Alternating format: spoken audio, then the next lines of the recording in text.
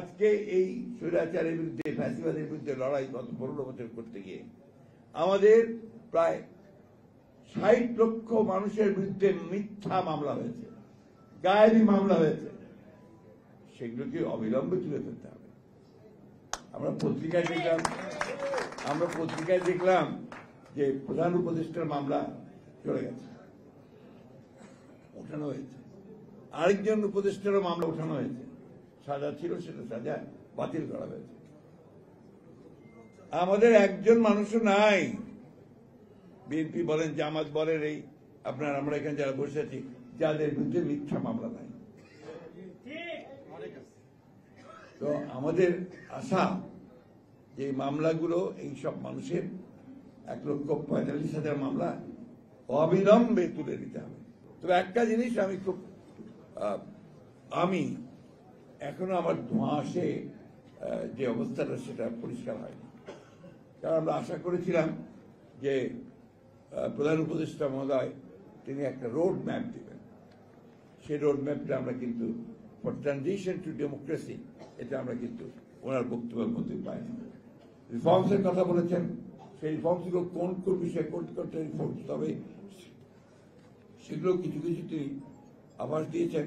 আমি জানি এত অল্প সময়ে সবই সম্ভব না, কিন্তু সেগুলো সম্পর্কে একটা ধারণা থাকলে তাহলে আমরা আরো বেশি করে আপনার একটা ধারণা করতে পারতাম যে ঘটনা আসলে ভালোর দিকে যাচ্ছে। যাই হোক, আমরা আশা করি যে ঘটনা ভালোর দিকে যাক, এটাই আমাদের প্রত্যাশা। গতকাল যে ঘটনা ঘটেছে, আপনার সচিবালয় ঘেরাও করে আপনার আনসার এবং অন্য সব কিছু লোকজনদের নাম পোশাকধারী লোক, তারা গোলযোগ সৃষ্টি করে তারা সেখানে একটা সমস্যার সৃষ্টি করতে চেয়েছিল। ছাত্ররা সেটাকে নস্যাৎ করে দিয়েছেন। কিন্তু এটা কিন্তু অশনি সংকেত, এটা ভালো লক্ষণ নয়। অর্থাৎ যারা পরাজিত তারা এখন আবার বিভিন্নভাবে সে চক্রান্ত করছে যে এই বিজয়কে তারা নস্যাৎ করে দেওয়ার জন্য। তাই জনগণের কাছে আহ্বান জানাবো যে আপনারা সবাই সতর্ক থাকবেন, এই বিষয়গুলোকে কখনই কোনো প্রশ্রয় দেওয়া যাবে না। আর আমি দেশের বিভিন্ন সংগঠন, বিভিন্ন প্রতিষ্ঠান, যারা সমস্যা আছে সব জায়গাতেই, তাদের কাছে অনুরোধ করব যে যখন ফ্যাসিবাদ ছিল তখন তো ধারাবাহিক কথা চিন্তাও করতে পারতেন না, কথা বলার সুযোগ পেতেন না।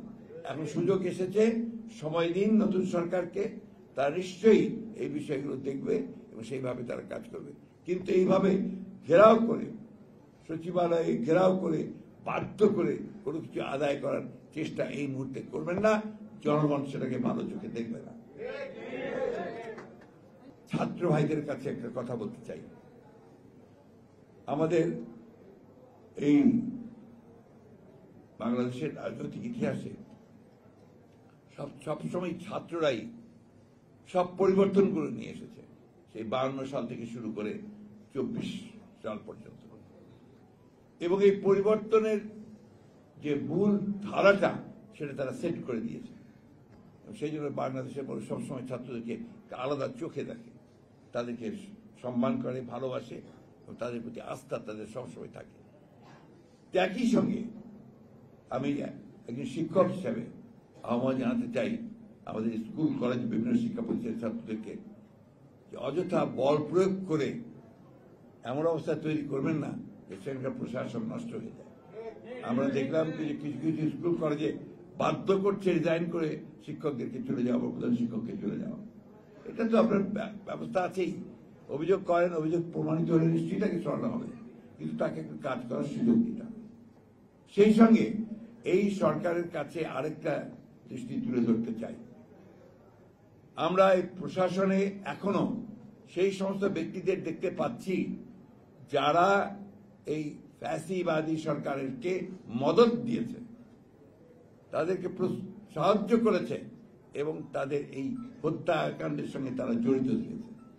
তাদের চেহারা আমরা আর দেখতে চাই না। আবারও বলছি, দয়া করে অতি দ্রুত এদেরকে অপসারিত করে যারা দেশপ্রেমিক, যারা আপনার কাজ করতে চায়, যাদেরকে বঞ্চিত করা হয়েছে, তাদেরকে নিয়ে এসে সেই প্রশাসন চালানোর ব্যবস্থা করুন। অন্যথায় এটার জন্য কিন্তু জাতি আপনাদেরকে ক্ষমা করবে না।